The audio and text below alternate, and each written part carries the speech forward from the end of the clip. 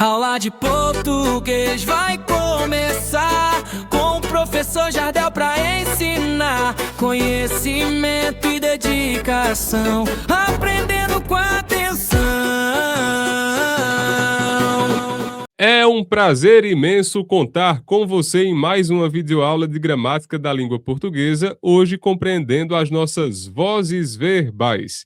Desde já, curte esse vídeo, se inscreve no canal se você ainda não é inscrito, ativa o sininho para receber as notificações e compartilha essa videoaula com todos os seus amigos que precisam compreender esse assunto importante da nossa gramática. Assim, o YouTube vai entender que o conteúdo é relevante e vai indicar para muito mais pessoas o nosso curso de gramática aqui no canal do professor Jardel Santos. Esse vídeo que tem a parceria, o apoio do Estúdio F7 na organização do Grande Berg. Lá você treina e também aprende a nadar. Tem natação para criança a partir de 6 meses de vida.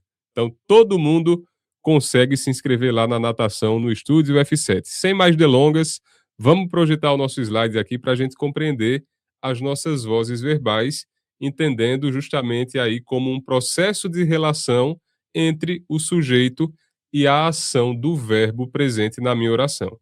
Mas aí a gente tem que compreender primeiro ou lembrar de dois conceitos fundamentais aqui. Primeiro, o advérbio dessa classe de palavras, que é toda aquela que vai indicar uma ação, um estado ou um fenômeno da natureza, né? Então vocês sabem bem, já dominam isso. Muitos alunos, se você já está aí pelo menos no 6º, no 7º ano, para frente você já sabe disso. E o conceito de sujeito.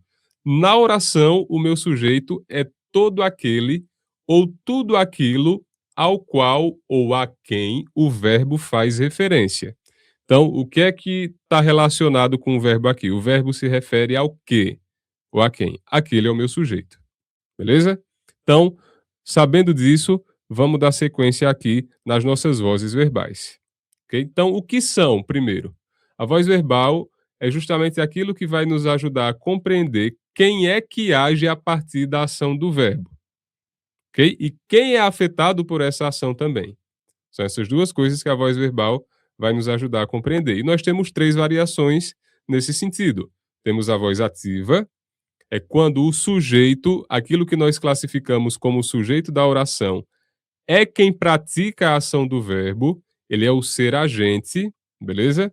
Na voz passiva, o sujeito, ele vai receber a ação de alguém, e a esse alguém nós chamamos de agente da passiva, e temos a voz reflexiva, é quando o sujeito, ele pratica a ação verbal, mas ele faz isso sobre ele mesmo. A ação volta para ele, beleza? Então essas 3 são as que nós temos, as 3 variações das vozes verbais. Então primeiro vamos entender a voz ativa com o nosso exemplo, beleza? Na voz ativa, como disse a vocês, é o sujeito que age. Ele vai reproduzir a ação do verbo sobre um outro, ok? Sobre um outro. E aí, a estrutura básica, típica que nós temos é um sujeito agente, como disse para vocês, e agente porque é ele que vai agir pela ação verbal. Temos o verbo de ação, e aí nós vamos ter um objeto, um complemento para o verbo, porque esse verbo vai pedir. Olha o exemplo lá. O aluno resolveu a questão. Primeiro vamos identificar o nosso verbo aqui. O verbo é resolveu. Quem foi que resolveu? Foi o aluno. Então o aluno é meu sujeito. Como ele é o sujeito e é ele que pratica a ação do verbo, então esse verbo ele está na voz ativa, porque é o próprio sujeito que está reproduzindo a ação verbal. E como resolveu é um verbo transitivo, nós tivemos que colocar aí um objeto, um complemento para ele. O que foi que o aluno resolveu? A questão. Ok? Então, um exemplo claro e direto aqui de verbo na voz ativa. Já na voz passiva, que nós vamos ter aqui 2 formatos diferentes que ela pode aparecer, o seu formato analítico e o seu formato sintético. A diferença vai ser justamente a utilização do pronome se, ok? A gente vai ver isso agora, que ele vai aparecer na sintética como um pronome oblíquo, na voz passiva sintética, ok? Então o sujeito ele é paciente aqui. Na voz passiva, o sujeito ele vai sofrer a ação do verbo de outra pessoa, mesmo sendo o sujeito da oração. Então vamos lá para os nossos exemplos. Primeiro na voz passiva analítica, que é quando a gente vai ter aquela formação de um verbo auxiliar, né, no seu formato de estado, né, dentro dos verbos ser e estar, mais o particípio do verbo principal, ou seja, a gente tem uma locução verbal aqui. Olha lá, a questão foi resolvida. Beleza? Então foi resolvida, locução verbal. Ora, o que é que foi resolvida foi a questão. Então a questão aqui é o meu sujeito. E não o aluno, que é quem vai agir sobre esse sujeito. Beleza? A quem é que o verbo se refere? O que é que foi resolvido? A questão. Então a questão é sujeito. Agora, o aluno foi quem resolveu essa questão. Beleza? Ele vai ser chamado aqui de agente da passiva. Esse verbo está na voz passiva e o aluno, que é quem age, ele age sobre o sujeito à questão. Então, nós chamamos o aluno aí de agente da passiva. Ele agiu sobre o sujeito, que é a questão. Isso no seu formato analítico. A gente vai ter uma voz passiva sintética quando vier um pronome oblíquo junto ao verbo. Nós pegamos o mesmo exemplo e colocamos no seu formato sintético. Resolveu-se a questão. O que é que resolveu-se? A questão. A questão é o meu sujeito. E aí eu enxuguei, eu encurtei a oração e coloquei um pronome oblíquo aqui, ó. Resolveu-se. Então eu deixei esse verbo aqui, ó, não mais com um verbo ser, estar e particípio do verbo principal, mas um verbo com pronome oblíquo, ok? Toda vez que aparecer o verbo com esse pronomezinho oblíquo aqui, ó, em voz verbal, ele está, nesse caso da voz passiva, no seu formato sintético, beleza? Verbo na terceira pessoa, mas o pronome apassivador, se. Maravilha? E a voz reflexiva, que nada mais é do que quando o sujeito ele age e recebe a ação verbal também, beleza?